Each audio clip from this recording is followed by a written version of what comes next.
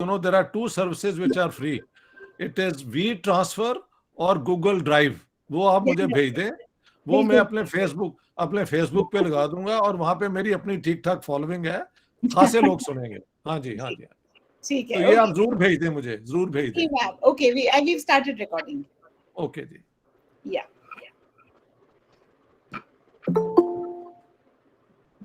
Salil, आप start करिए. I'll keep admitting people. People are still.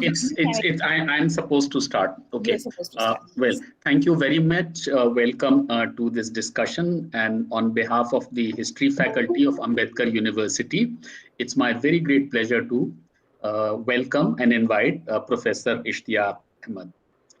Professor Ahmed was a senior fellow at the National University Singapore.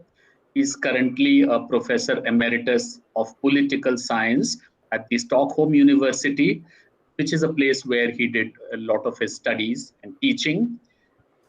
Professor Ahmed he's a political scientist by training. He's written an important book on Pakistan after it was made, 1947 to 2011, and also on the partition of Punjab.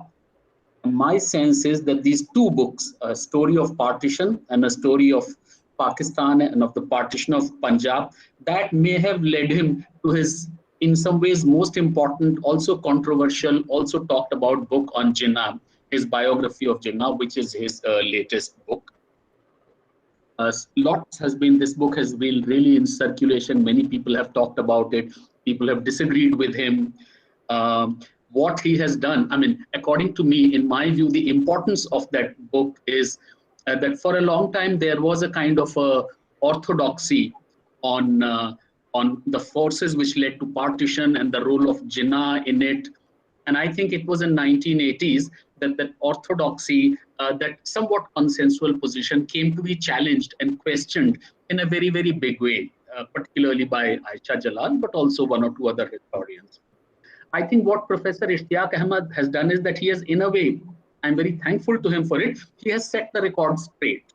He has questioned questioning that was done in the 1980s. And in some ways, he has made a great, very important contribution in restoring, bringing back some of the sanity in our historical discourse. So if there is one thing I am thankful to Professor Ahmed for, it is to bring back sanity, data, perspective, a fidelity to data. Let your data talk. That is an extremely important aspect of Professor Ishtiyaq Ahmed's historical and political science writings. He has obviously combined history and political science. He has a keen sensitivity to changes over time, which historians are supposed to have, but he is also very sensitive to the whole spectrum of possibilities which is there in front of political formations and leaders at a particular point in time. And I think both these things, sensitivity to time and being aware of the range of possibilities at a particular given in time, these are absolutely necessary if we want to be fair to history, historical processes, historical actors. So in some ways, he has been very fair to Jinnah in saying all that he has said in his biography of Jinnah. And we are all very happy, in some ways also fortunate that he's agreed to our request to share some of his ideas, some of his observations on these important phenomena of the history of the subcontinent. Thank you very much, Professor Ahmed. We welcome you once again, and I now invite you to make your observations and to tell us important things. We are all very keenly waiting for you, we the students and teachers of Ambedkar University. Thank you, Professor Ahmed. Thank you, Professor Salil Misra ji. You have been very kind in your introductory remarks about me. Indeed, challenging this thesis that Jinnah did not want partition and the Congress forced it upon him was one major reason I thought I had to look into it, because to me it didn't sound convincing at all. And we'll come to that later, of course. But the two-nation theory, that's the topic for today. And I think colleagues who have been working on it would know that notoriously it's a problem to start from where. When did the two nation theory really originate?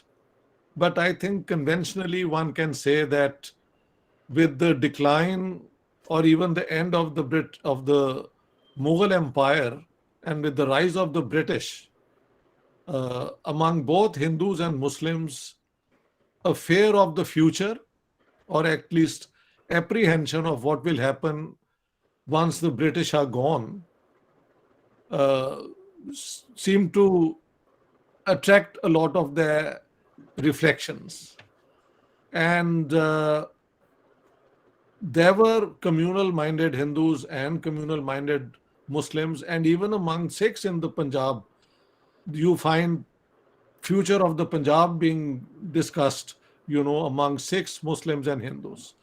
So there were people who were worried about an India without the British, and that's itself very interesting.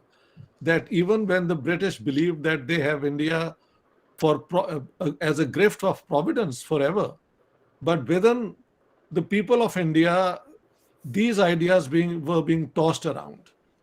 But I would say a friend of mine, Professor Partha Ghosh, recently published an article in which he showed that in 1858, in Bengal, there was uh, someone, Tarin Charan Chattopadhyay, uh, who wrote the first anti Muslim manifesto. So, already in Bengal, there was this feeling that the coming of Islam to Bengal had been uh, uh, uh, been very destructive of Hinduism and Bengali culture and so on. On the other hand, Sir Syed and others looked upon the British for protection. They said that Muslim elite interests were best served if you align yourself with the British and not join the Indian National Congress. I think the turning point, the most important event in the history of the subcontinent is the founding of the All India National Congress. Because for the first time, a novel new idea that all Indians, bona fide Indians who live on Indian territory, are citizens of the state. This new idea, in a way, challenged not only these communal sort of arguments which were going around, but also uh, the plurality of castes, languages, ethnicity, all were reduced to one thing, that if you are a bona fide resident of India, then you are an Indian and you are part of the Indian nation. Of course, originally, the Indian National Congress was a petitioning party in which enlightened Indians, a very prominent portion of them being Parsis, Bengalis, Maharashtrians, and of course, Indian Muslims as well, but of the coastal cities like Bombay. This was the new idea which emerged. And I would say that one reason was that the British had integrated India into uh, an economy, into a communication system, into and thus created a new type of consciousness, because now through newspapers, the print media started playing a role. Uh, the train, the new roads enable people to travel from one part of the country to another in a matter of days, one can say even hours. Then you had the telegraph. All these things brought together a sense of Indianness. And I would say that the Indian National Congress represented that sentiment of the Indian people. Originally elitist, but from the time of Mahatma Gandhi, it became a mass movement. Naturally, when the Congress started demanding more and more rights from the British, there was bound to be a reaction. And we find that upper class Ashrafiya Muslims mainly, but successful Muslims in general, then taking a petition to Shibla in 1906, urging the Viceroy Lord Minto that the importance of the Muslim community to the continuation of the British Empire must be realized, that Muslims were placed in sensitive areas, especially the Northwest, and they were represented in the armed forces, and therefore they needed separate representation and even weightage. 1909, we know that is granted, and then the two nation theory sort of, I would say, is marginalized because of some of the radical developments which took place. The Lucknow Pact, in which Jinnah played a very pivotal role, brought together the Indian National Congress and the All India Muslim League. And then we find Hindus and Muslims cooperating over the Rowlatt Acts, the Amritsar massacre which took part. I was looking at the lists of the people who were killed. Most fatalities were those of Hindus, followed by Muslims, and then thirdly of Sikhs. One doesn't get this impression. Normally one thinks it was a Sikh affair alone. But if you look at the people who were gunned down that day, the highest number is that of Hindus, then of Muslims, and then of the Sikhs. So definitely this was a sense of Indianness vis-a-vis British colonialism, British imperialism. And in Lahore, in the Badshai Mosque, all rules were broken, and Hindu leaders could address the people assembled there from the pulpit, which is from where the prayers and the Friday khutbah is given.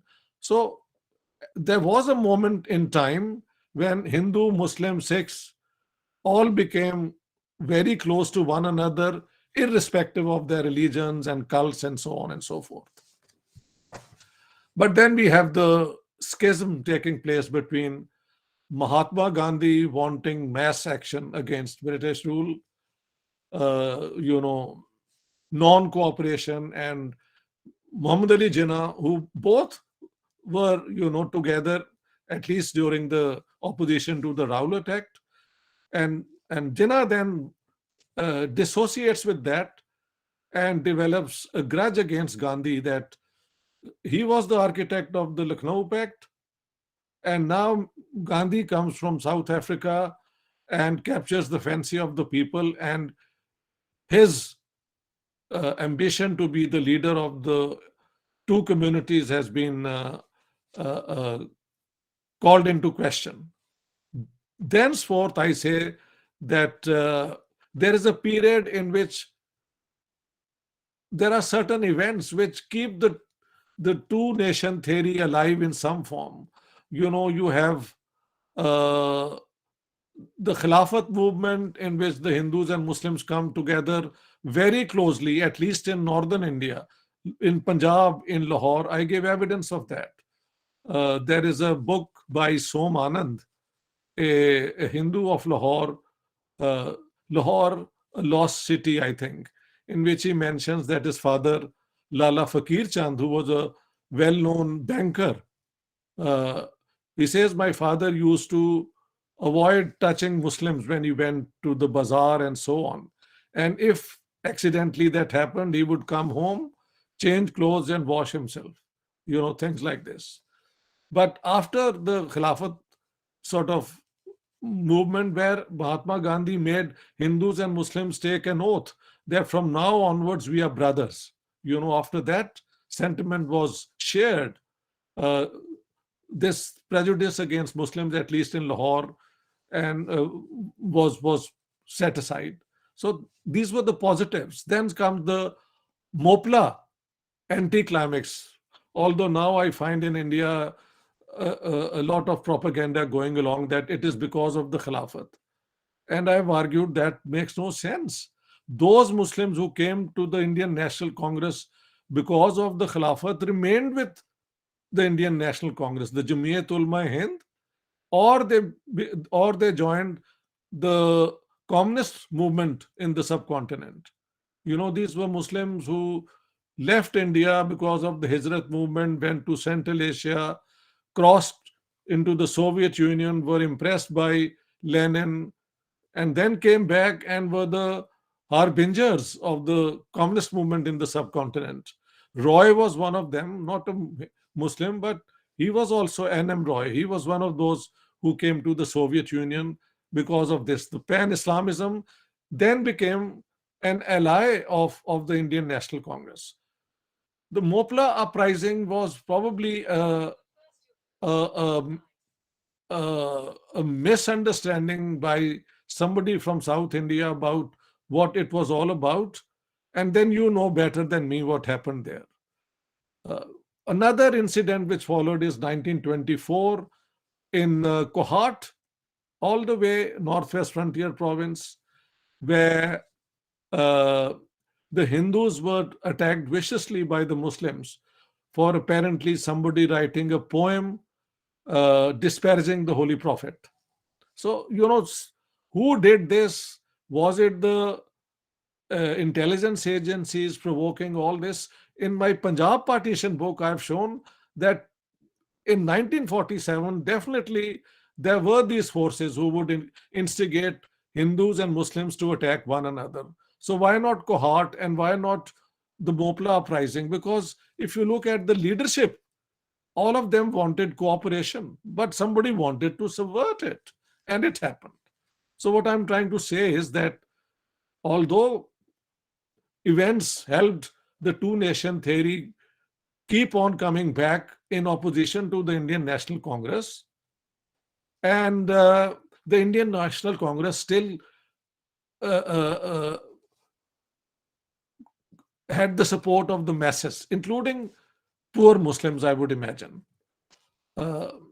Because the Muslim League until 1940, I would say, was an elite party, only 1,500 members, of which half of them never paid the annual subscription fee. So it was just a gathering of some individuals. In Lahore, until 1938, the Muslim League didn't even have an office. So the Muslim League and its movement become important from 1937 onwards. But up until then, it was the Indian National Congress confronting the British, demanding more and more rights. Then on the left, you have Sardar Bhagat Singh and his comrades challenging the state in a revolutionary manner, and they were crushed. Of course, right, left extremism, the British wouldn't spare. They brought down the full might of the state against them, but they didn't know how to deal with Gandhi, who would not advocate violence, but would break the law only peacefully. And apparently for the British, this was a moral dilemma: how to go and deal with such a man. And I mean, we all know what sort of a headache Mahatma Gandhi was for the British. But the two-nation theory, then, I would say, in the 30s somehow, this idea, much before the 1935 Act and the 1937 elections, you find this idea. Let me at least mention three names. In 1880, in Lahore, Rafiq-e-Hind, a newspaper or apparently a magazine, took a position very hostile to the idea of a united India. And the idea was that the Muslims should constitute a separate nation. Then in, I think, 1902 or 1904, Bhai Parmanand, a Hindu from Multan, came up with the idea that we should push the Muslims west of the Indus, and those who are on our side, either they be converted or thrown out or whatever, so that Hindustan is for Hindus and west of the Indus is for Muslims. Lala Lajpat Rai's father, by the way, converted to Islam, uh, very much impressed by Sir Syed. But when he realized that Sir Syed was rabidly anti-Hindu, he went back to the Arya Samaj faith. And then Lala Lajpat Rai in 1924, after the Kohat riots, also advocates the partition of Punjab and India. So these ideas were there in reaction to some of the extreme activities which were taking place. But by and large, most people were with the Indian National Congress. Then I would say that it's the 1935 Act, the 1937 elections, and after the election results, I know Professor Mishra and I have different understandings of it, but I have subsequently read on this issue, and maybe there was no gentleman's understanding in the UP, but after the elections, at least, there was an attempt that somehow the Muslim League people who were elected in the UP assembly be given some sort of representation in the ministry, but the conditions which with the Congress leadership, and I don't know who should be blamed. Many names are taken. Rafiq Ahmed Kidwai is one, Maulana Azad, and then Jawaharlal Nehru. That finally it was his decision that either you resign the Muslim League and join Congress, or you don't get a ministership. And at that point, I have said that Jinnah then confides in the governor of Bombay that from now onwards, it will be communalism, Hindus versus Muslims, the basis of my politics. And I think that's from a demand or an idea set forth over and over again by, let's say, intellectuals, thinkers, influential political figures. There is a transformation when this idea becomes the basis of a political demand, of a political party, and a movement. And from 1937 to 1940, in this period, then you find some efforts made. Like in January 1940, three leaders met at Jinnah Saab's residence, the Malabar Hill residence. Jinnah, of course, was the host. Then Dr. Ambedkar came, and Mr. Periyar from South India.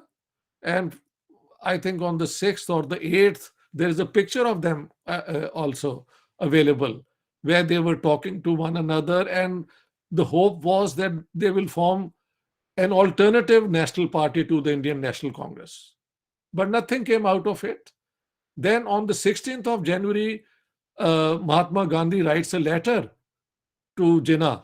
My dear Quaid-e-Azam, I address you as Quaid-e-Azam because many people do that, and so he says, you are the only leader who can help establish an alternative democratic party to the Indian National Congress, because all three of you allege that the Congress is an upper caste Hindu party. So now you have the Muslims, you have the Dalits, and you have the people of South India, the Dravidians. Their numbers would be enough to be more or less equal to the Congress. So please, you lead this party. And Jinnah dismisses it. I think by that time, Jinnah had his own problem. He thought he had lost to Mahatma Gandhi in 1920. Then for 7 years, he had to struggle from among Muslim leaders for the leadership of the Muslim community, which included Sir Agha Khan, then two very strong people from Punjab, Sir Mian Muhammad Shafi, Sir Mian Fazle Hussain, then Sir Abdul Rahim from Bengal, and there were many other people, in the UP as well. Having done that, in 1940, Jinnah didn't want to share leadership with anyone. He wanted now to be the leader of the Muslims, the sole spokesman, and from there, Jinnah becomes the leader of Muslim separatism, Muslim nationalism. I've said that in the 17 years in between from his Indian nationalism until Muslim nationalism is a period of uh, Muslim communitarianism, where he's not demanding, he's not, uh, you know, dichotomizing Hindus and Muslims as two hostile nations, but as two nations among Sikhs, Dalits, Dravidians, and others. And during this period, he wanted India to be some sort of loose federation with most powers vested in the provinces. We know that this was sidetracked, or it was left on the side, because the general consensus which had emerged was in favor of the Motilal Nehru report, which I've argued was an excellent framework for a strong federation, in which, I mean, India, the size of India, the complexities of India, and so on, you needed a strong center. And this is proven many times more when Jinnah himself becomes the Governor General and creates a 10 times more centralized Pakistan. Unless there is a strong center, you can't run a state of the type of, territory, people, and so on that we have in the subcontinent. So 1940 then is the Lahore Resolution, and that's the call for creating Muslim states in the Northeast and the Northwest. I have shown, coming back to this, that Jinnah never wanted a partition, and he wanted a power sharing. I've said, give me one, and one would be enough to destroy all what I have said. Statement of Jinnah saying that he wants to have a power sharing deal with India within a united India. No, he never did. And what Aisha Jalal does is, if you look at her book, it's a scandal, I would say. Professor Misra, wouldn't you agree with me that if you say spokesman, Jinnah, All India Muslim League, and the demand of Pakistan, spokesman means what have you spoken? And in the book, there is not a single speech, single statement, single message of Jinnah quoted at any point. And why not? Because none of those speeches and statements say what she is asserting.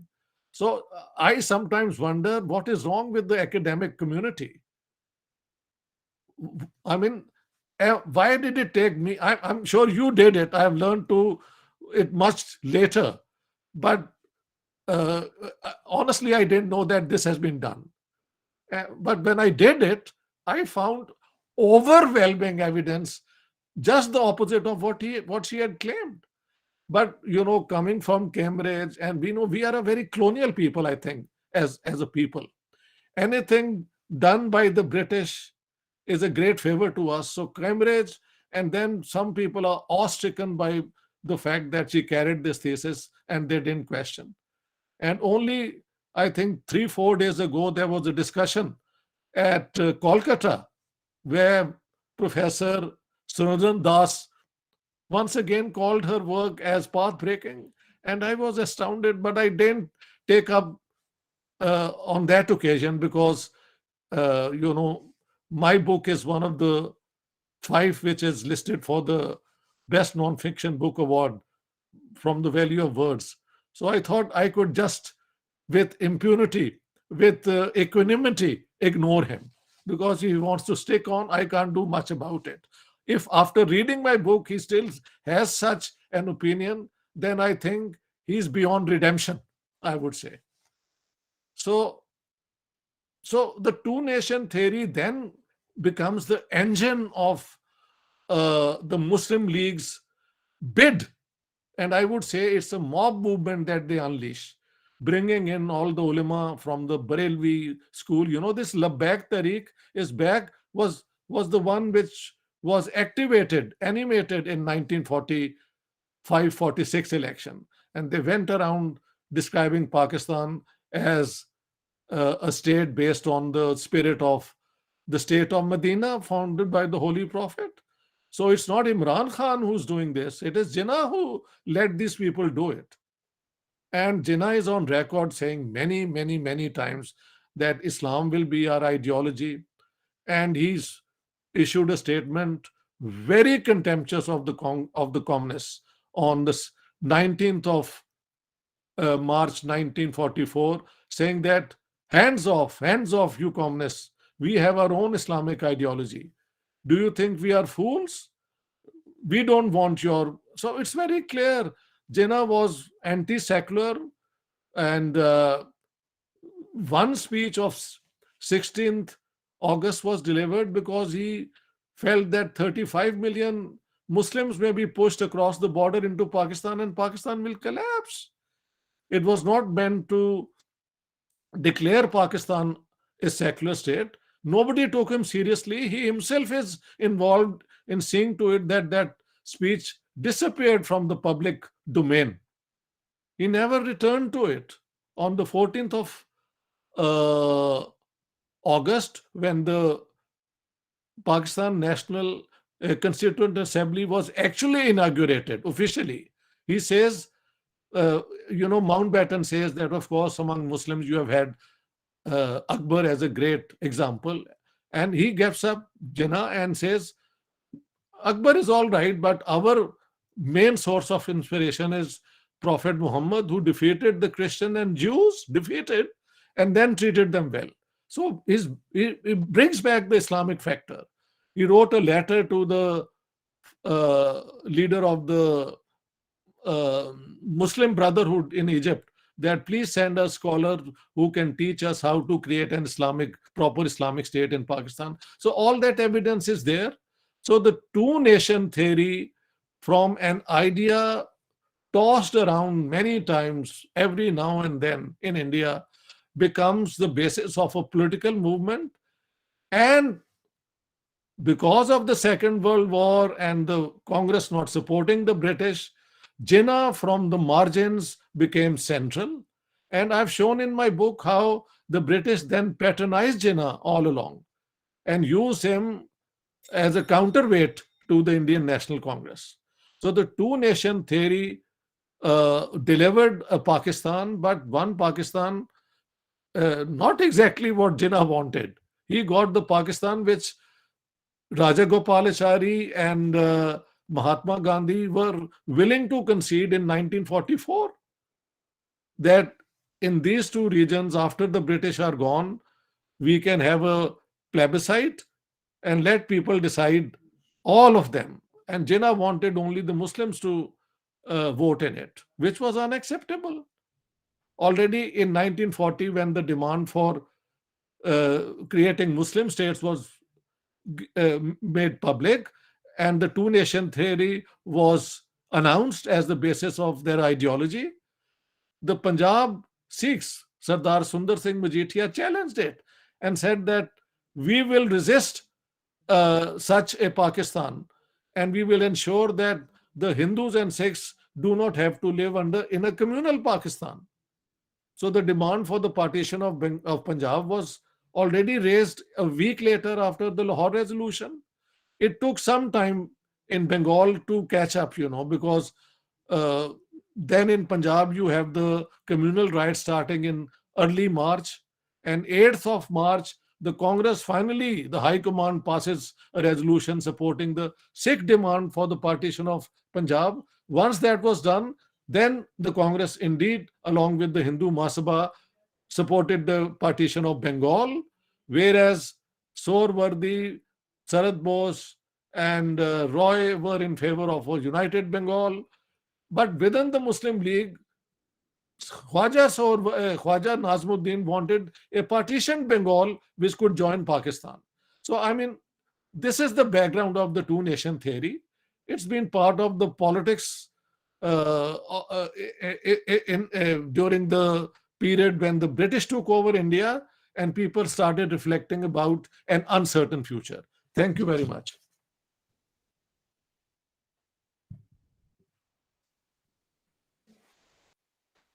Thank you very much, Professor Ahmed, for saying so much in such a short time, in about 35 minutes, giving us a huge overview of the developments since 1857, 1858.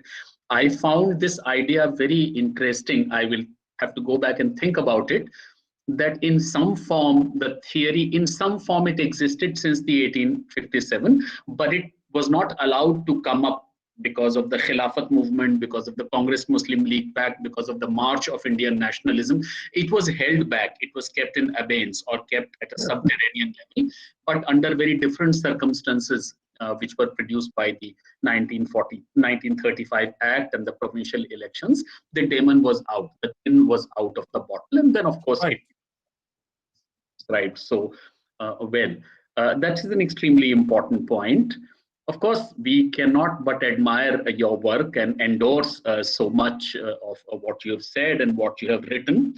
I open the floor to questions. Anyone can ask any questions or write it on the chat box, and Professor Ahmed would be very happy to address the questions. But in the meanwhile, I just had one small little query, and this pertained to Bengal. I was just wondering, what is really the Bengal story, the Punjab story you told us very, very well. In Bengal, it seems that the conflict or the clash between a composite regional Bengal identity and an exclusive communal Muslim identity, this issue does remain somewhat open-ended or unresolved. Was that the case, or were there some other reasons why this demand for a united Bengal by Sohrawardi and by Sharad Roy and all the three leaders that came up, and I suppose it must have come up in all seriousness till as late as 1946 or 47. So do we have some Bengal specific explanation, or is the Bengal story different from Punjab story in some ways? What is really the Bengal? What is happening in Bengal? I mean, that's I think this is, thank you, Professor. There were certain part of the story which I, in a hurry, didn't take up, and that is that if you look at the demand for a Muslim state, most of its proponents were from northwestern India. Actually, all of them Punjabis. If we say that the earliest, you have Hindu Punjabis by Parmanand and Lala Lajpat Rai demanding the partition of India and Punjab to separate Muslims and Hindus. But if you look at the Muslim, we have this 1880 Rafiq-e-Hind editorial demanding the partition. Then in 1917, from Delhi, a family called Kheris, they came all the way to Stockholm, where I live, at the meeting of the, I think, first international, Socialist International. And they projected the idea that we need an Islamic Socialist Republic in India, 1917. 1918, the Aga Khan then comes up with this novel idea of an Anglo-Muhammadan empire extending from northern India, including Persia and Central Asian republics and so on. So that was another idea. I'm sure the British were behind this idea because the Aga Khan was a protege of the British. He wouldn't open his mouth unless somebody encouraged him to do it. But then, most importantly, if you look at the stand on the two-nation theory of Allama Iqbal at Allahabad, it's about, he says, I see a future of the Muslims of northwestern India in a state created, So Iqbal's idea completely excludes Bengal. the Muslims of Bengal, who were actually the largest number, and the Muslims elsewhere in India, in Maharashtra, in Odisha, in UP, none of them are included. So in Iqbal's scheme, it's only 20% of the Indian Muslims who are part of this. Then the more aggressive form of this two-nation theory by Chaudhry Rahmat Ali, 1933 onwards, where he says we have nothing in common with the Hindus. Their heroes are our villains and vice versa. We don't dine, we don't marry, and so on and so forth. And even in his scheme, Pakistan, P is for Punjab, A for Afghania, which is frontier, K is for Kashmir, by the way. That's right. Istan is for Bengal and Sindh. So in these schemes, the Bengali Muslims were never to be part of this grand idea of a Muslim state. However, I think in 1940, when they came to Lahore, Qazi Fazlul Haq and all, the idea then was Muslim states in northwestern and northeastern India, which would mean there would be an eastern Pakistan and a western Pakistan, not one state. I think the one state idea is from April 1947, when Mukherjee, the Hindu Mahasabha leader, rabidly opposes the unity of Bengal set forth by Sohrawardy, Sharad Bose, and Roy. And he says that if India is going to be partitioned on a communal basis, then why not Bengal? And Mr. Kriplani, who was the president of Congress, I think at that time, and Jawaharlal Nehru support that idea, that if the principle of religion is going to apply to India and to Punjab, then why not to Bengal? But within the Muslim League, there were two positions. Sohrawardy wanting a greater Bengal and Jinnah supporting it. And Khwaja Nazmuddin wanting a partitioned Bengal so that Eastern Bengal could be part of Pakistan. And I think the final decision, which I have tried to underscore so many times, was of the British. They could have given any verdict on it. Finally, they decided to partition in a way that Pakistan was created, but it was going to be a state which would always be dependent on external supporters to sustain it economically and, of course, for its defense. And that is how Pakistan actively pursued becoming member of Western alliances. So if you read my Garrison State book, it's a complement to these two, the Punjab and Jinnah, but in between the nature of the Pakistani state. Why this state has never been truly a national state of anyone. It's always a state, I call it the rentier state, willing to rent out Pakistan first to the Americans, then to the Saudis and Chinese, and now to the Chinese. So that's the difference. India, because of its non-aligned movement and of its genuine anti-imperialism and anti-colonial policies, I've always said, and that is an envy. Hindu leaders, I may hate them from right to wrong, but all of them are true to their soil. But Pakistani leaders, almost anyone can join any alliance anytime if the money comes in. So that's a big difference. Pakistan lacks any national identity. You see, we are basically South Asians.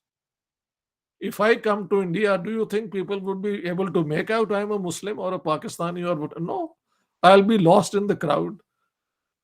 And with so many things which are so common, the language, the humor, the cunningness of our people, all that, it's the same DNA. Religion and politics divide people, but culture unites and language, I think, unites. I mean, we can all talk for hours in Hindustani, can't we? So that's how Bengal latches on to Pakistan only as late as 1947. Sure. Nobody wanted it to be a part of Pakistan earlier. No. Sure. Thank you, Professor Ahmed. There is a question on the chat box. Let me just read it for you. It is from Munish Singh. Ishtiaq sahib, partition of India की background को communal politics के साथ attach करके बात की जाती है, चाहे वो मुस्लिम लीग की बात हो या हिंदू महासभा की। क्या सोशियो रिलीजियस रिफॉर्म मूवमेंट की भूमिका की बात नहीं होनी चाहिए? इस पर आप का की क्या राय है? And then Sucheta, do you want to, if it's similar, then you can make your point. Sucheta, Professor Sucheta Mahajan has raised a hand. So, Sucheta? No, it's a different point. Well, make your point anyway, then Ishtiaq Saab can Wait, take. I think let me take care of each point one after. Okay. Then after that, we'll go to Sucheta. Yes, sir. Yes, Professor. So, मेरे ख्याल से हाँ वो मेरी जो किताब है उसमें मैंने इसको सब डिस्कस किया है कि जो था ना एक पुराना प्री कॉलोनियल हिंदुस्तान, उसमें लोगों का जो पीपल्स लेवल कल्चर है ना, उसके अंदर ऑर्थोडॉक्सीज को people could put aside them, right. यानी ये जो वेद हैं और हकीम हैं, इनके पास हिंदू मुसलमान सिख जाते थे, मुसलमान श्राइन्स पे हिंदू सिख आया करते थे और मुसलमान जाते थे, और पंडितों के पास मुसलमान जाते थे अपने वो यानी हॉरोस्कोप बनवाने और उनकी दुआएं लेने। ये सारा पंजाब में होता था, यूपी का मुझे नहीं पता, पंजाब में this was a very mixed sort of culture, you know. लेकिन with the rise of modernity और जो क्रिश्चियनिटी के आने के बाद जब मिशनरीज आए हैं ना, तो रिलीजियस रिवाइवल्स हुए हैं, और जब आप रिलीजियस रिवाइवल्स करते हैं तो you start arguing for some pure a historical form, pure Hinduism जो कि वेदा की थी। आई मीन उसके बाद मिथ है कि ये तो सारी चीजें बाद में आई, कास्ट और ये, उसमें कुछ नहीं था। इस्लाम का ये था जी कि प्योर इस्लाम के अंदर तो ये ना कास्ट है ना ये है, वो तो रसूल अल्लाह ने कहा था कि अपने आखिरी सरवन में दैट काले को गोरे पे, गोरे को काले पे, अरब को गैर अरब पे कोई प्रेसिडेंट, कोई सुपीरियॉरिटी नहीं है except in matters of your piety. तो मुसलमानों में भी आया कि नहीं नहीं, ये जो हुआ है इस्लाम के साथ ये एक्रीशंस हैं, we have to recover the true Islam. वो वो शाह वलीउल्लाह से शुरू होता है और वो चलता जाता है। हाँ जी। और सिखों के अंदर मूवमेंट शुरू हुई कि we are not Hindus, Sikh Sabha movement. तो जब आप प्योरिफिकेशन मूवमेंट्स लेके आते हैं तो साथ साथ आप प्योरिटी के साथ साथ बॉर्डर्स भी तो क्रिएट कर देते हैं ना, जो क्या कहते हैं ट्रेडिशनल सोसाइटी में लोग रोज क्रॉस कर रहे होते हैं। तो in the new borders created by religious revivals, I think also added to the communal consciousness, definitely. Okay, now thank you, Professor Ahmed. Now we have Professor Sucheta Mahajan and then Tuteja Saab, Professor Kundan Tuteja. Sucheta, maybe you can make your point. Okay. Ishtiaq Saab, we had met, you had come to JNU at to Center for Historical Studies many years ago. तो वहाँ मुलाकात हुई थी, शायद नौनिका ने आपका lecture arrange किया था. I had the privilege of chairing. And recently also I have been listening to you.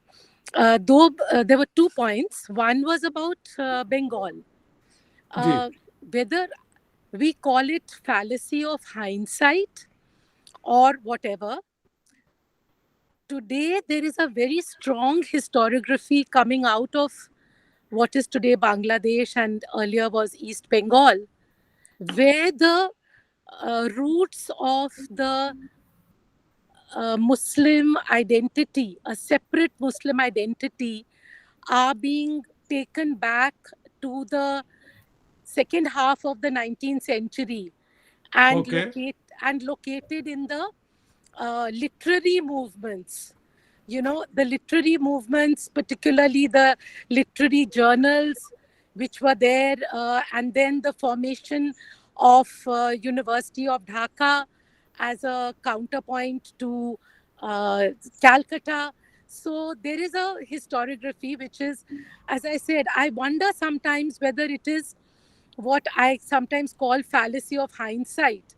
That is, you know, you have you reach a certain point, like there is a divorce, and then you start looking back to see when did you start to separate.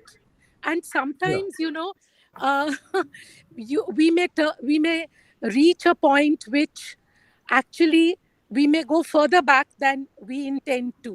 Sometimes Hmm. something may happen like in 1946-47, and it Hmm. may be, as you said, because of the British decision, which was the crucial thing, and in a way all other things were immaterial.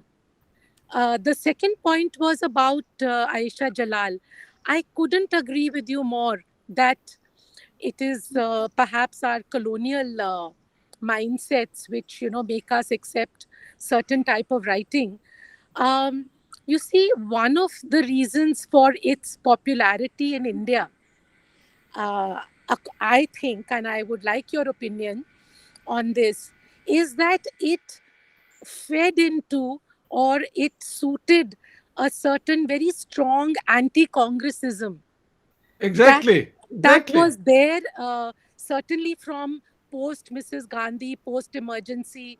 The book came out in 85, and so it tied in with that. So then that is why, um, one could understand why in India it got such a good reception, though everybody knew that what she was saying, all those dramatic statements that Jinnah did not want partition, Congress wanted partition, they were so obviously untrue.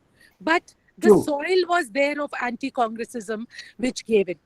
um, the last point I wanted to make was about, um, you see, what she's doing it, and I, in my book Independence and Partition, it's came out many years ago. um, I had pointed out, in fact I called it an intellectual sleight of hand, what Say it Aisha again. An Jalal, intellectual. What did you say? slate of hand, Acha. a ठीक है. slate of hand, I had said. Because what she does is, in the crucial chapter, she collapses the partition of India with the partition of the province. When she's quoting Jinnah, the only time she's quoting Jinnah on the subject is when he's talking to Mountbatten, and he's saying, please, he's saying the Muslims of Punjab and the Hindus of Punjab have one culture. I and know. I know. I and know. and then Mountbatten turns around and says, Jinnah Sahib, Mr. Jinnah, if that is your opinion about Punjab, surely that is true about the rest of India. Yes. Yes. Yes. So, Yes.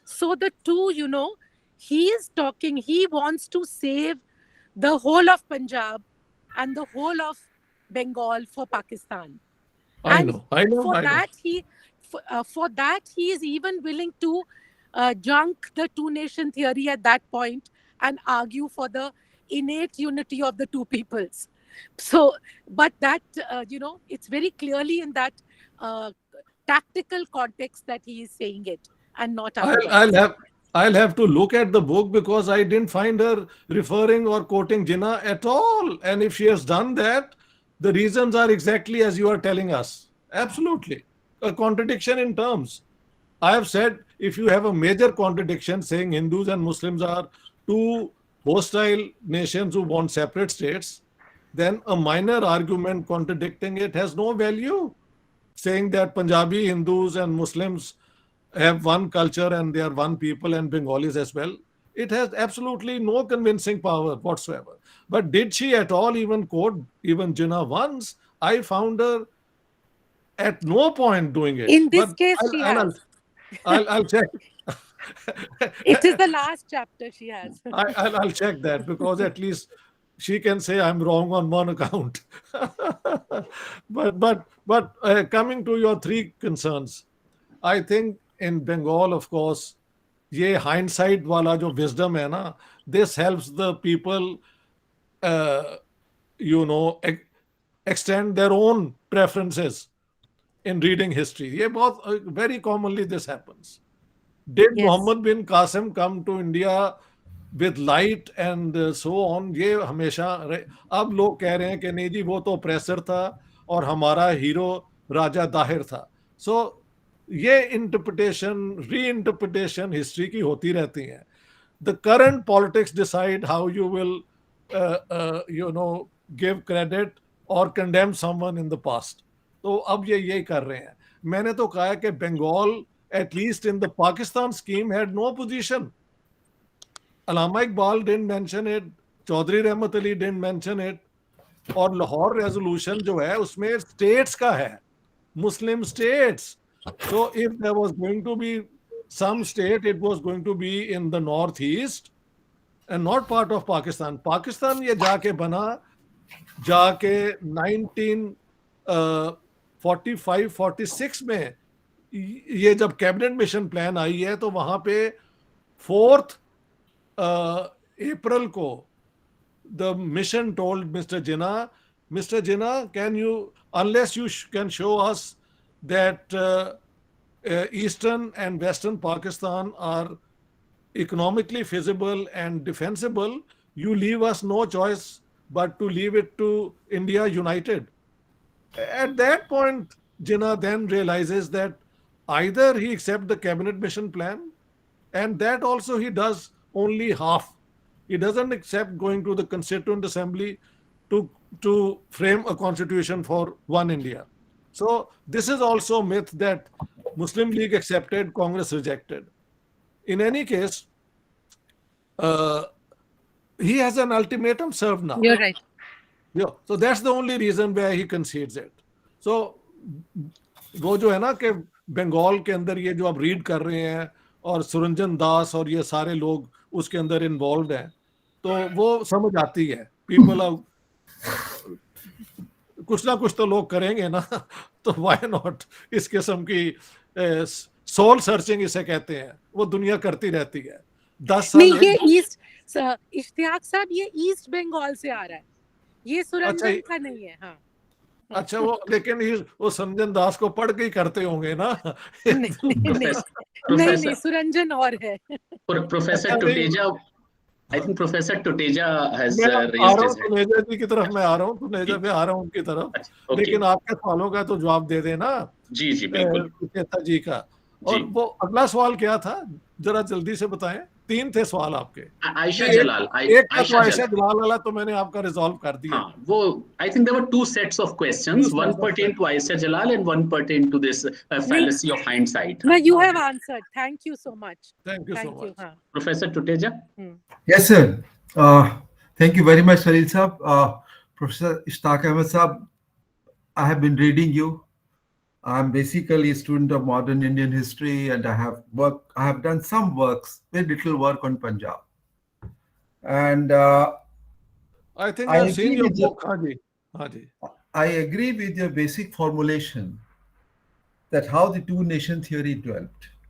And as a student, as a teacher, my position has always been that two-nation theory is basically an ideological hindsight. Quite right. It's an ideological hindsight. The political developments of 30s and 40s, as a matter of fact, brought to a situation of partition, and the ideologues of the partitions tried to justify it on the basis of two-nation theory, going back to the 1857. Quite. Having said this, my take on this is that I totally agree with you that if you see the situation up to early 1920s, up to Khilafat, there is an idea of communities, which I'll come later. It is the phase of 20s, the power sharing in the provinces, about which David Page also talks about, and how that power sharing will have implication for the center later on. Ji. That started having its impact on the national politics. Quite. And in 1923, so Hindutva comes, that is by Savarkar, and in 1925, RSS is formed. And the idea of Hindu nation separate from Muslim is given. Okay, yeah. But this is something which is a part of a debate, or you can say it's a construct, but it didn't have any historical logic. But this gave an idea to the other side, those who are talking of Muslims as separate. The idea came in 30s. You start from Rahmat Ali and then you come to 1940s.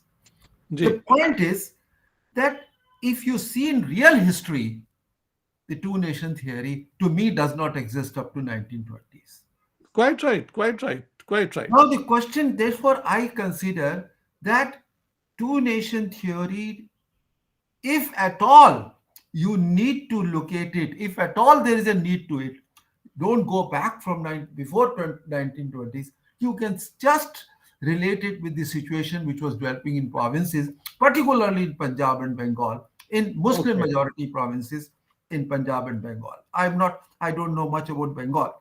Now I come to your second point.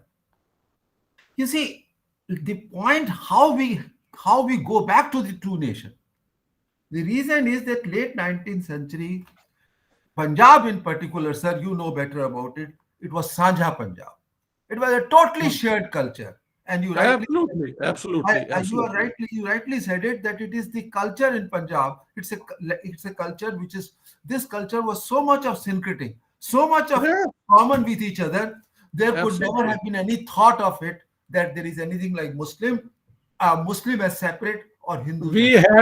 We had Hussaini Brahmins. Brahmins. Can Yes, you this is- imagine such a this, Monica, syncretism? Yes, my Yeah. teacher, Vian Datta was my teacher. Now, I- let me add here, which I want to say. When you say about the really social religious reform movements, you end your point here. But I think late 19th century is the period when we were in the process of making one nation, India, as well as communities at the local level. And Sorry, say it again. Say it again, sir. This one. communities in this late 19th century, making of communities. It's a Okay. community is constructed. Britishers gave us the idea through census. Communities were given primordial. Sir, Absolutely. Absolutely. I have discussed this point also. I'll not talk about my book. How the idea of Hindu community is constructed. First at the provincial level, Okay. and then it goes to the national level. Absolutely. Similarly, Absolutely. the Muslim. The census, The point census records. Yeah. Yeah. So the point what I am saying is, even when the communities were constructed, at that time, even the communities did not mean that they were two separate nations. It is That's right. when the power was related in the provinces, once the devolution of power takes place and related to the religion-based communities in 1920s, the idea of separateness comes. And Okay. this idea of separateness, so therefore, if at all, we need to go to the two nation theory in history. The history of that event starts from 1922 20s and not before that. So this Okay. is my position on your two nation theory. And I would, sir, I would just like to make it correct. I would just like to submit a point about Lajpat Rai. Sorry, sir, I could not join in the beginning. I missed your first 10 minutes presentation, but you made two comments about Lajpat Rai. One, you said that Lajpat Rai's father had joined, had converted to Muslim, and the second, you said that Lajpat Rai in 1924 wrote, in a way, justified partition, or sorry, he wanted partition. First thing is, it's a very small point. Lala Lajpat Rai's father was very close to Sayyid Ahmad Khan. 4 letters of Lajpat Rai. He was also in a way performing namaz, everything he was doing, but at the same time there were certain family pressures and all. At never stage he converted. Yes, he had become a great sympathizer of but this is a very small point. But the second point, which is very crucial, which you said, and that is that in 1934 Lajpat Rai accepted after Kohat Riot. Sir, my point here is that if you read those 14 letters, once Salil Saab came to our university, whether he wanted to listen me or not, I took some documents to him and showed him what Lajpat Rai said at that time. I hope, Salil Saab, you would remember that. Yes. Sir, Lajpat Rai was responding to Mahatma Gandhi in those 14 letters. Mahatma Gandhi had his own vision of Hindu-Muslim unity. And that vision was that Hindu being a majority should be very open to minority. give them Hmm. whatever they want. Lajpat Rai, if you read those 14 letters, he said, I'm willing to accept everything what you are saying. But in Punjab, Hindus are minority. And therefore, what I am saying is, do not give statutory majority to the Muslims in Punjab. Do not give, because this would create more tension. And if you read all those 14 letters, sir, he ends by saying, let me tell the Hindus, there can never be a Hindu Rashtra. Let me tell Muslims, there cannot be a Muslim. He was responding, this is the 9th, this is the 11th letter. 11th letter, if you read, he was responding to a proposal of Hazrat Mohani. साहब हजरत मोहानी कह रहे थे कि ऐसे करिएगा कि हम छोटे छोटे प्रोविंसेस बना लेते हैं और उन कुछ मुस्लिम मेजॉरिटी प्रोविंसेस हो जाएंगे, कुछ हिंदू मेजॉरिटी प्रोविंस। तो लाजपत राय कहते हैं कि देखिए, अगर आप ये कहते हैं तो फिर ऐसा करिए, पंजाब को 2 पार्ट्स में डिवाइड कर दीजिए। एक पंजाब मुस्लिम मेजॉरिटी का हो जाएगा और एक हिंदू और सिख मेजॉरिटी का हो जाएगा। पर अगर हम आपकी ये बात मान ले, read the last 4 lines given in Tribune given in Tribune, not in B.R. Nanda's volume. And he says, मैं ये भी बात कहना चाहता हूं, if we accept your point, it would amount to partition of Hindu India and Muslim India. So he was responding. Unfortunately, R.J. Moore picked up this line, and R.J. Moore first time wrote in 60s. Then number of people started writing, and they never went to and saw the original, what was written. So my point on it is that Lajpat Rai, actually, I'm not a defender of Lajpat Rai. Some friends say that I criticize because he was fighting the cause of Hindu minority. Salil Sahab, I would invite you. He was fighting the cause of Hindu minority in Punjab, but by supporting the cause of the Hindu majority. बात करना चाहते हैं वो करना चाहते हैं Hindu minority की, पर वो सोचते हैं कि मैं हिंदू सभा को सारे देश में मजबूत कर दूं। हाँ जी, ठीक है। ये जो पॉलिटिक्स थी ना, बार बार आखिर में भी एक बात माननी पड़ेगी कि उन्होंने जो 1928 में, आपने बिल्कुल ठीक कहा, जो नेहरू रिपोर्ट का प्रपोजल था, वो ये तो कहते हैं कि आपका प्रपोजल ठीक है, मैं आपसे मानता हूं, और हिंदू महासभा का जो परमानेंट था वो लोग नहीं मान रहे थे। Actually sir, Lajpat Rai was fighting against those who were champion of two nation theory within the Hindus. Yet ये बात है कि इतना कुछ सीखने को है। Every time you meet a scholar of your stature और नहीं सर, नहीं इस तरह तो कई नई पॉइंट समझ आते हैं। मेरा कहने ये सर, मेरी अभी मैंने ये किताब में मेरी किताब अभी 2 महीने पहले प्राइमस से आई है, और उसके अंदर मैंने ये पॉइंट सारे डिस्कस किए हैं, क्योंकि मैंने उसमें डिस्कस, पहले मैं पढ़ता रहा इसके ऊपर, तो मैंने हिंदू कॉन्शियसनेस को पढ़ा, और मैं जान के वर्ड यूज नहीं कर रहा हूं कि शुरू के अंदर Hindu conscious is not necessarily communal and Muslim consciousness is also not communal.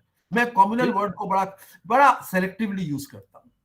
मैं कहता हूं कम्युनलिज्म तब आता है जब आप किसी दूसरी कम्युनिटी के अगेंस्ट हेट्रेड क्रिएट करते हैं। या ये जो हुए है ना मेरी डिस्कशन, तो उसके अंदर ये जो थे सुरन दास जी, इन्होंने कहना शुरू कर दिया जी कम्युनिटेरियन में और कम्युनल में। अब मैंने कहा यार, अगर आपने मेरी किताब पढ़ ली है और समझ नहीं आई, अब मैं आपको कैसे समझा सकूं? एक बताऊं आपको sir, Surendra is a very dear friend of mine, तो मैं आपको एक वर्ड कह खत्म करना चाहूंगा कि मैं कमेंटेरियन के अंदर एक जो सबसे बड़ा इंपॉर्टेंट पॉइंट है कि जब कम्युनिटीज बनती है ना, हर एक कम्युनिटी की एस्पिरेशंस थी। एग्जैक्टली। तो वो कम्युनिटी की एस्पिरेशंस नेसेसरली हेट्रेड वाली नहीं थी, जो कन्वर्ट हो जाती। यही तभी तो मैंने वो एक बनाया है कि एक कमेंटेरियन जिन है और एक कम्युनल जिन है। तो सर, आपके दोस्त को समझ नहीं आई। नहीं, लास्ट में सर मैं आपको यही कहना चाहता हूं कि many persons including Lajpat Rai were not supporter of a separate Hindu nation, but the very idea that strengthen Hindu community at the national level so that you can ask the Muslims to accept it. This itself is communalism. Sure. I understand. तो I think communalism को आप बड़े subtle तरीके से कर रहे हैं, बड़े सटल तरीके से कर रहे हैं. तो ये मेरा sorry sir, this is my submission, I leave it to you. it's a great बड़ी मेहरबानी जी, intervention. बहुत बहुत शुक्रिया. Thank you, sir. Can we now? I think there are 2 questions in the chat box and 2 people have raised their hands. Ashish Gorian, he had a question in the chat box, which sir pertained. He wanted you to talk about this alternative party of 1940s in which Ambedkar and Jinnah and Periyar sat together, but he also has raised his hand. So maybe I would welcome Ashish Gorian to make his point briefly, then Village Vigilante, and then Neerja Singh has a question. I'll take that up and then you can answer them and wind up the discussion. हाँ जी. Yes, Ashish. Thank you, sir. First of all, it was a very good chat, Mr. Ishtaq Ahmed साहब. Sir मैं आपसे मेरे 2 question है. एक तो sir सलील sir ने अभी बताया है जो मैं 1940 में जो मीटिंग हुई थी उसके रिगार्डिंग आपसे बात करना चाहता था. और दूसरा मेरा क्वेश्चन ये है कि जब हम 2 नेशन पार्टीशन की बात करते हैं तो हम सबसे पहले जिन्ना साहब को ही देखते हैं कि एज अ मेन विलन हम कह सकते हैं 2 नेशन पार्टी का. लेकिन ये कहना कहाँ तक जायज होगा कि पार्टीशन को लेकर के जो अशरफिया मुस्लिम्स थे, जो बेसिकली रूलर ग्रुप्स हैं, मुगल्स के डिक्लाइन के बाद से जैसे जैसे ब्रिटिशर्स ने जो प्रोविंस बने हुए थे उनमें भी उनकी जो रूलिंग जो सेट्स था वो खत्म हो रहा था. तो कहाँ तक ये कहना जायज होगा कि पार्टीशन के लिए अशरफिया मुस्लिम्स भी जिम्मेदार थे क्योंकि वो अपनी रूलिंग क्लास को खोना नहीं चाहते थे. देखें, सबसे पहले ये अशराफिया मुस्लिम पे आ जाए. ये सारा ये क्या कहते हैं ऑब्सेशन जो है ये तो उनका ही है ना. ये सारा सेपरेटिज्म, हमारे the privileges we had and all, ये the Muslim separatist movement begins with the Muslim ashrafiya losing its perks, its privileges. तो बात दुरुस्त है, लेकिन अशराफिया का सारा जो स्ट्रॉन्ग होल्ड था वो ये गंगा जमुना वाले इलाके में था. हमारे इलाके में आके ना ब्राह्मणिज्म जो है ऑर्थोडॉक्स था और ना इस्लाम ऑर्थोडॉक्स था. यहाँ पे सूफी, गुरु, संत और ये भक्तियों का निजाम था. लिहाजा पंजाब के अंदर तो ये पंजाब यूनियनिस्ट पार्टी जो थी वो इंटर कम्युनल पार्टी थी. हिंदू, मुसलमान, सिख उसके अंदर साथ मिलकर कोऑपरेट करते थे. ठीक है जी सर, जी सर, जी सर. और दूसरा सवाल आपका था कि दूसरा क्या सवाल था यार? The party of 1945, the alternative party of Ambedkar and Periyar and Jinnah, their meeting. हाँ जी. What about it? वो आप क्या, यानी I have given in the book वो लेटर जो है महात्मा गांधी के जो है ना कलेक्टेड वर्क्स, वहां पे वो लिस्टेड है. अब वहां से जाके पढ़ लें. देखिए, मुझे समझ आती है कि by 1940 Jinnah did not want another leadership contest.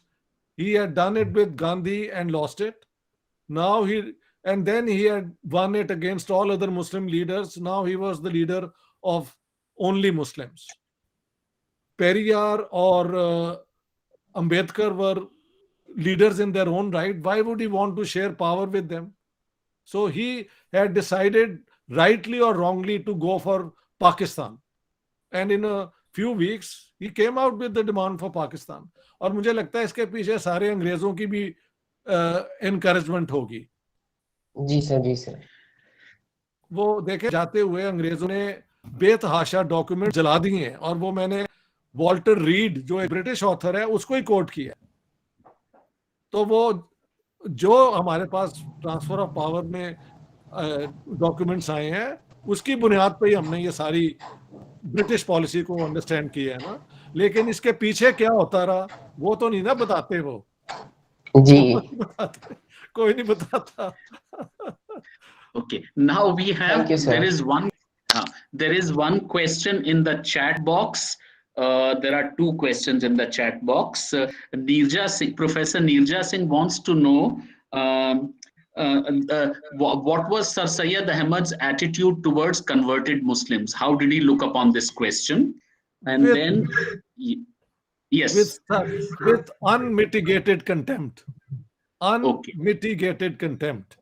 Okay. मसलन एग्जाम्पल है कि बरेली के मुसलमानों ने उनका जो मॉडल था ना अलीगढ़ वाला, उसकी बुनियाद पे दे एस्टेब्लिश्ड स्कूल और उनको बुलाया कि आप आए और इसकी इनॉग्रेशन करें।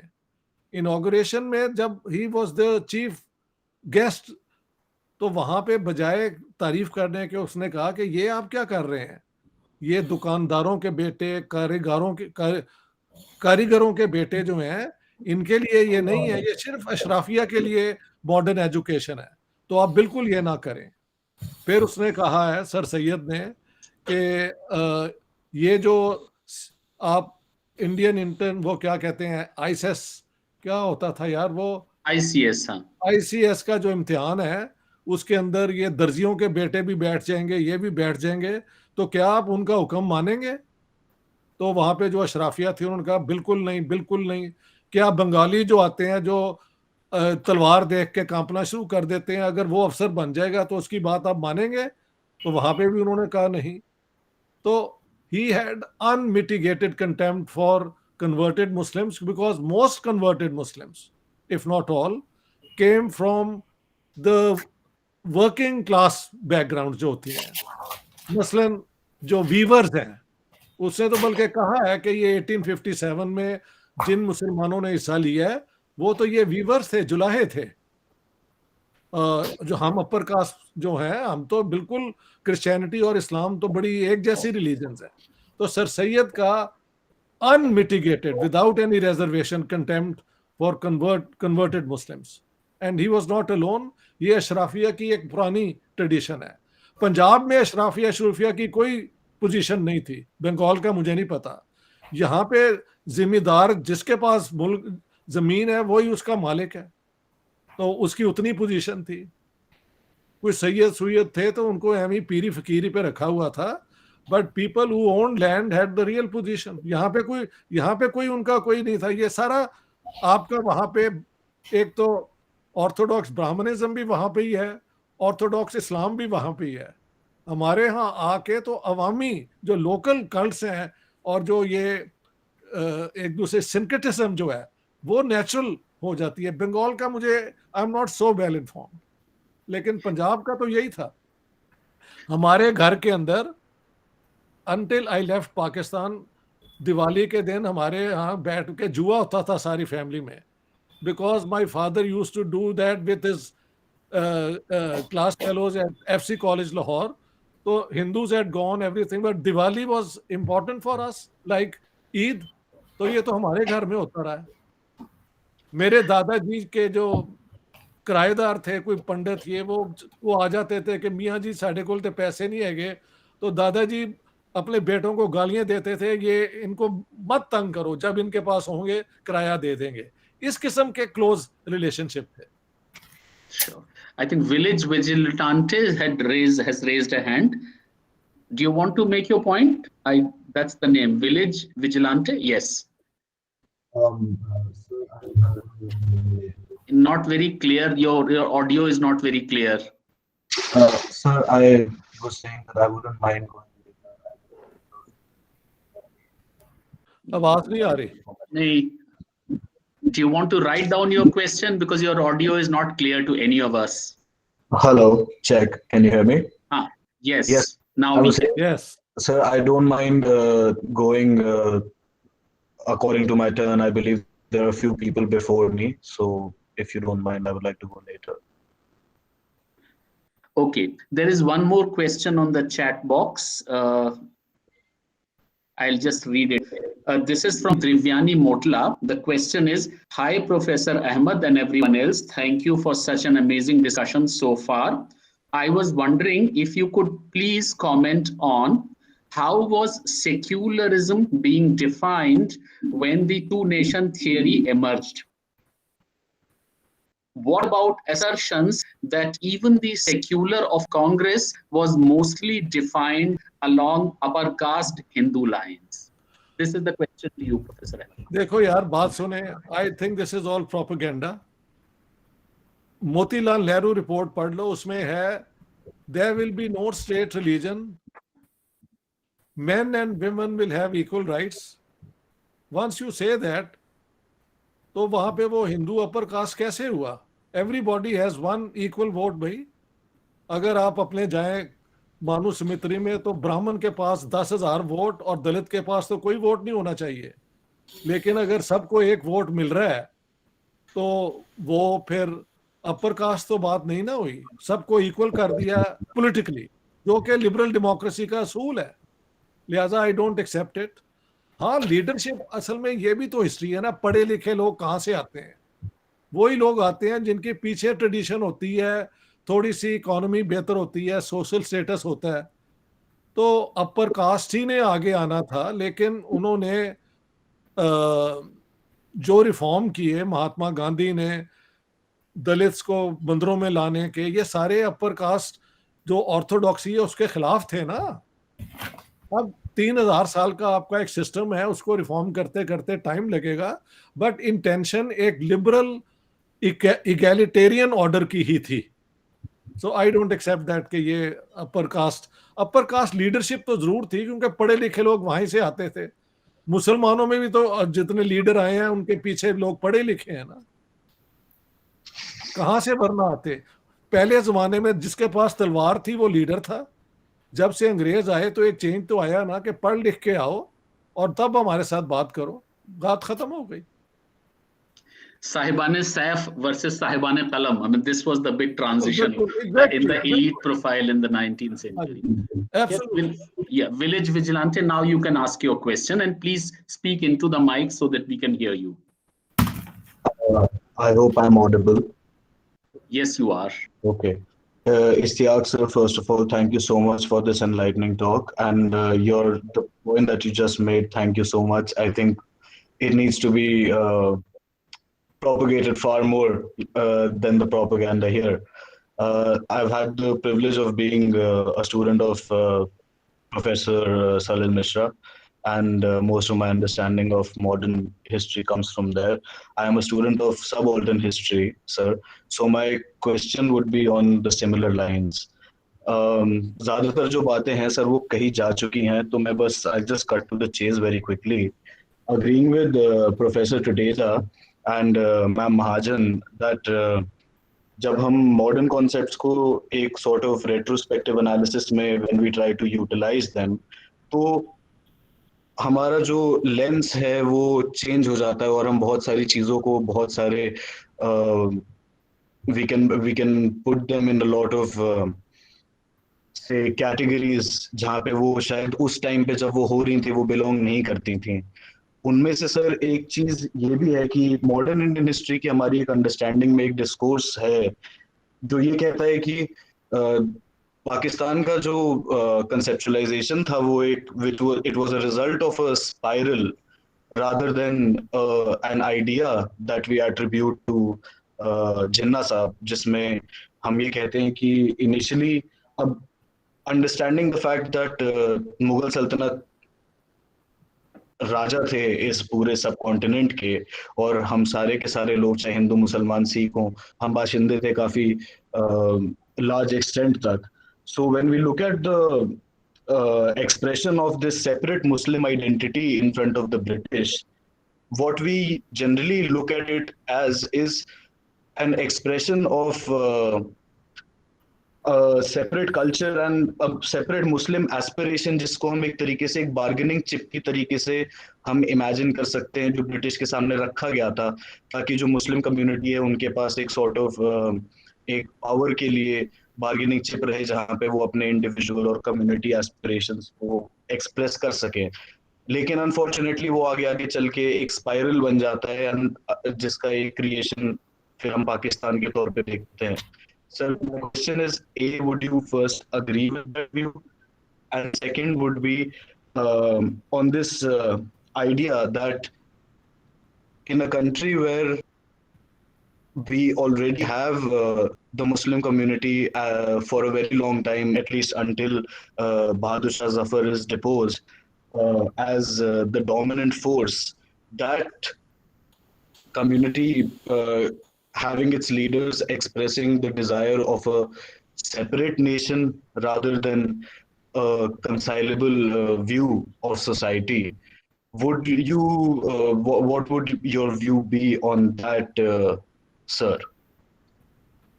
यार ये बहुत लंबा आपने वो तमीद कहते हैं उर्दू में बोल दिए, Yeah. समझ नहीं आई कि आप Yes, sir, agree है. समझ नहीं आई आपकी बात ये है कि यार बात सुनो, जब तक मुसलमान रूल कर रहे थे तो तब तो पाकिस्तान नहीं बनाया, वो तो कोशिश थी कि एम्पायर जो है जितनी भी फैले और उसके अंदर राजा टोडरमल और ये जो खत्री हैं ये सारे और ब्राह्मणों की साथ अपनी कंसल्टेशन में उन्होंने रखे हुए थे मुसलमान जो रूलर थे वो रूलर थे यार, और यहाँ के लोकल लोगों के मदद से ही उन्होंने रूल किया है। ये बकवास है कि मुसलमानों ने यहाँ पे सिर्फ जुल्म किया है। अगर जुल्म किया होता तो 20% कन्वर्ट क्यों होते हिंदू, एक भी नहीं था रहना चाहिए हिंदू यहाँ पे। उन्होंने अपनी हुकूमत की, मौजें की, मेले किए और जो निज़ाम यहाँ पे चलता था उसको चलाया। तो हाँ, जब उनके हाथ से पावर निकल गई तो अब पाकिस्तान बनाने का मकसद तो यही है कि they didn't want to live in a democratic system where they Muslims will be in a minority, simple as that. Minority situation में उनको डेमोक्रेसी पसंद नहीं, वो बिल्कुल इस तरह ही है कि मुसलमान जहां मेजॉरिटी में होते हैं वहां इस्लामिक स्टेट चाहते हैं और जहां माइनॉरिटी में हो वहां सेकुलर स्टेट चाहते हैं। तो ये तो एक प्रॉब्लम मुसलमानों का है जो मैं I keep on telling them कि यार टेक वन स्टैंड। हिंदुओं के साथ मिलके अगर हम रहते और एक पार्टी के अंदर सारे होते तो एक दिन एक मुसलमान भी प्राइम मिनिस्टर हो सकता था, व्हाई नॉट। ये कहना कि हम हो ही नहीं थे सकते, ये आई मीन ये इसी किस्म की बातें हैं। मतलब we can keep on wondering why this happened, लेकिन व्हाट इज द एक फोकस सवाल किया था वो मुझे समझ नहीं आई आपकी। फोकस जो ये था sir, that was the first question which was कि क्या आप अग्री करेंगे कि जैसे Bipin Chandra particularly speaks about it, जब वो कहते हैं कि जो पाकिस्तान का इमेजिनेशन जो जिन्ना ने एक्सप्रेस किया था, वो जब उन्होंने शुरुआत की थी वो एक्चुअली चाह रहे थे कि एज अ मुस्लिम लीडर वो एक सॉर्ट ऑफ पावर कंसोलिडेट कर सकें, लेकिन एक टाइम पे वो एक ऐसा विशियस स्पाइरल बन जाता है विच कल्मिनेट्स इनटू पाकिस्तान। नहीं ये बिल्कुल आई मीन हो सकता है ये भी हो, but why is that interesting? What is interesting is that you know जो मैंने जो 4 फेजेस बताई हैं, मैंने बताया Jinnah sahab at one point was a die hard Indian nationalist, उसके बाद वो मुस्लिम कम्युनिटेरियन हो गए, उसके बाद वो मुस्लिम सेपरेटिस्ट हो गए और बॉम्बे के उन्होंने गवर्नर को कहा, कन्फाइड किया कि from now on henceforth I will use communalism. He uses the word communalism to rouse Muslim opposition to the Congress. Simple as that. And of course he thought that ये एक as a वो उन्होंने कहा भी है कि मैं एक गैम्बलर हूँ, तो अगर उनका गैम्बल फेल हो जाता तो Jinnah would be just a footnote. But second world war शुरू हुई, अंग्रेजों को उनकी जरूरत हो गई, तो जिन्ना साहब among one leaders of many became the key leader for the British to recruit soldiers into the British Indian Army to maintain on India, and that's where in the end you got Pakistan. Simple as that. I think Yogesh, I think that was Abhinandan, if I could, Abhinandan Pandey. Thank you, Abhinandan. Yogesh has posted a question, and the question is that you had promised to speak a little bit about Ambedkar and Ambedkar's imagination and what he thought. But maybe, Yogesh, do you want to add something to it since you are there? No, let me do it because, you know, normally I don't. But when I noticed this is Ambedkar University, so I thought I must. वो ये है कि doctor Ambedkar ने 1940 के resolution के बाद पाकिस्तान पे किताब लिखी, जिसमें उन्होंने ऑब्जेक्टिफाई कर दिया इन अ वे, ये उनकी ऑब्जेक्टिफिकेशन है कि Muslims will never be loyal to India, therefore give them Pakistan. लेकिन 1945 में उन्होंने फिर विदाउट एडिटिंग द बुक एक दो चैप्टर ऐड कर दिए कि नहीं, मुसलमानों को पाकिस्तान की जरूरत नहीं है, क्योंकि पाकिस्तान तो ऑलरेडी एग्जिस्ट करता है उन इलाकों में जहां ये मेजॉरिटी में है. मगर Ambedkar, being a scholar with all the figures and the facts he had put in the book, was referred to by Jinnah, Gandhi in the negotiations, I'm told. The British referred to that. So, in a way, two nation theory को doctor Ambedkar ने भी support किया है कि इनको पाकिस्तान दे दो. बाद में लास्ट चैप्टर अगर ऐड ना किया होता तो he would be one of the supporters of the two nation theory. लेकिन आखिर में उन्होंने इस टू नेशन थ्योरी को खुद ही कॉन्ट्रडिक्ट कर दिया. ये उनकी स्टैंड थी. Okay, Yogesh, I think over to you. We've had such a wonderful discussion, very enlightening, very encouraging, very reassuring, if I may add. And now over to you for you to wind up the discussion. Yogesh? Yeah, Tanuja has joined back. Maybe she can do that. Tanuja? Okay. Yeah. Okay, yes. No. I'm sorry. I had to sort of rush to another meeting and then come back. As Professor Ahmed said कि ये technology का ही कमाल है कि आप ऐसा सब कर सकते हैं. So this was really an enlightening discussion. A lot of people participated and had several questions.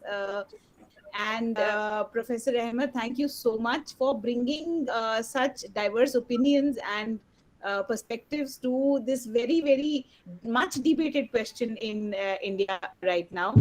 I thank Professor Mishra also for conducting this lecture and this talk, and to all our participants for participating in this conversation.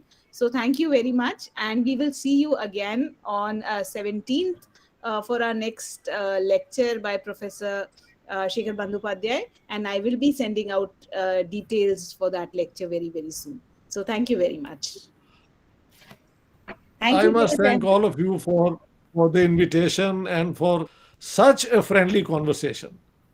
Thank you so much. It was done in such a collegial manner, यानी जिस तरह अपने comrades के साथ आप करते हैं ना. So this was one of the most relaxed meetings that I have been a part of. So I thank you very much, and I hope I come to Delhi and Yes. deliver a lecture at your university. तो लेकिन ये आपकी government मुझे visa नहीं देती, ये भी एक प्रॉब्लम है इनका. We hope that you come soon, and we hope that we are able to host you at some point of time. India is second home to me. मैं तो ये सोचता हूँ, हम तो पार्टीशन को दिल से मानते नहीं है. नेवर. Sure.